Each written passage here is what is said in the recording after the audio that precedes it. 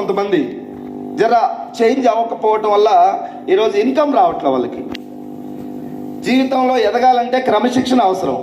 Vestige గొప్పదే, అందులో మనం జర చేంజ్ అవ్వాలి. ఓకేనా?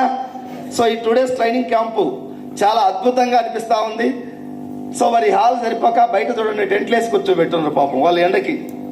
అమ్మ బయట ఉన్న మీ అందరికి కూడా, టెంట్ కింద ఉన్న మీ అందరికి కూడా నా సైడ్ నుంచి పేరు పేరున హృదయపూర్వకంగా కృతజ్ఞతలు తెలియజేస్తా ఉన్నాను. సో డెఫినెట్గా మనం ఎక్కడ కూర్చున్నాం అనేది కాదు, ఏమి తీసుకున్నాం అనేది ఇంపార్టెంట్. సో 2017లో నాకు ఈ అవకాశం వచ్చింది. నేను మీ అందరికీ పెద్దగా ట్రైనింగ్ ఏం లేదు, నా సక్సెస్ గురించి చెప్పండిరా, వెస్టీజీ గురించి చెప్పండిరా. వెస్టీజీ గురించి చేతులు కట్టుకున్నారా కొంచెం, అందరూ ఫ్రీగా కూర్చోండి. మేము ఎక్కడి నుంచో రాలా, మీ మధ్యలోనే కొంచెం ముందుగా అడ్వాన్స్గా దేవుడు ఇచ్చిండు, పట్టుకున్నాం. 4 విషయాలు వెస్టీజీ గురించి మీకు చెప్తాం. మిగతా విషయాలు ఏమన్నా కావాలంటే మీ దగ్గరే మేము అడుక్కోవాలి సలహాలు. అన్నీ మాకు తెలియదు, అవునా కాదా? నాకు ఇప్పుడు ఏదైనా తలనొప్పి ట్యాబ్లెట్ కావాలంటే మా టీంలో ఆర్ఎంపీ డాక్టర్లు ఉన్నారు, వాళ్ళకి అడిగి తీసుకుంటా.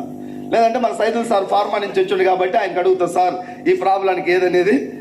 కాబట్టి అన్నీ మనం కాదు, వెస్టీజ్లో ఒక 4 విషయాలు మీకన్నా మేము ముందున్నాం కాబట్టి తెలుసు మాకు. ఓకేనా?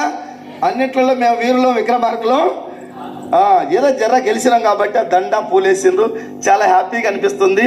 ఇది నాకు ఈ దండ, ఈ సన్మానం ఈ హాల్లో బయట కూర్చున్న మీ అందరికీ 1 ఇయర్ తర్వాత జరగాలని యాదగిరి లక్ష్మీనరసింహస్వామి నేను మనస్ఫూర్తిగా కోరుకుంటా ఉన్నాను.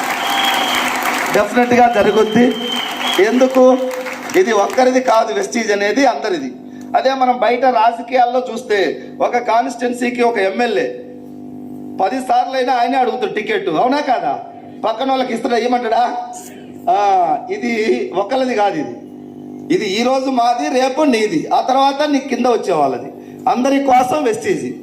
ఈ పల్లకి అందరూ మొయ్యాలి, అందరూ పల్లకిలో కూర్చోవాలి. బయట పల్లకి మోస్తూ మన జీవితాలు కనుమరుగైపోతాయి. సో వెస్టీజీ ఒక 1 ఇయర్ పల్లకి మోస్తే పల్లకిలో కూర్చోవచ్చు లైఫ్ టైం. 2017లో నాకు దేవుడి అవకాశం ఇచ్చిండు. నేను ఇప్పుడు అనుకుంటున్నా మా తల్లిదండ్రుల పుణ్య ఫలమేమో నాకు దొరికింది అనుకుంటున్నా. నేనైతే పెద్దగా పుణ్యం చేయలేదు నాకు తెలిసి.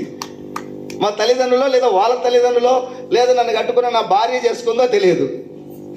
నాది 2017లో వెస్టీజ్ నాకు పరిచయం అయినప్పుడు ఒక పాత సెకండ్ హ్యాండ్ బైకు, నెలకి ఒక 30-40 వేలు సంపాదించడానికి చాలా ఇబ్బందులు పడేటోడిని. ఎప్పుడు డబ్బు సరిపోక అప్పులు తీసుకొచ్చుకునేవాడిని. ఎక్కడైనా ఒక